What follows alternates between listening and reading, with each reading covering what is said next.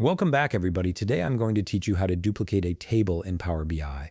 This is a super useful feature when you need to create a modified version of your data without affecting the original table or when you want to test different transformations on the same data set. First, you'll want to open your Power BI desktop application. Once you've launched the application and have your project ready, direct your attention to the top menu bar. Here you'll find the Transform Data button. Go ahead and click on it. This action is essential because it takes you into the Power Query Editor, which is where all the magic happens when it comes to managing and manipulating your data tables. After clicking Transform Data, the Power Query Editor will open up in a new window. This is the workspace where you can see and edit all your data sources and tables.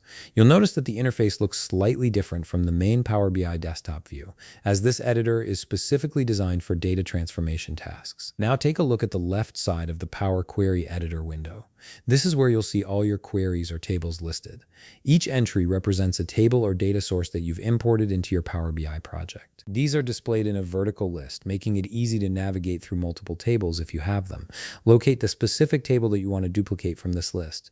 Once you've found it, right-click on that table. A context menu will appear with several options for managing your table. From this menu, click on Duplicate. This command creates an exact copy of your selected table, preserving all the columns, rows, and any transformations that were previously applied to the original. And that's it. You've successfully duplicated your table in Power BI. The duplicated table will appear in your queries list on the left side, typically with the same name as the original but with a number added to differentiate it. You can now work with this copy independently, applying different transformations or filters without affecting your original data source. If you found this video helpful, please leave a like, subscribe, and see you in the next video.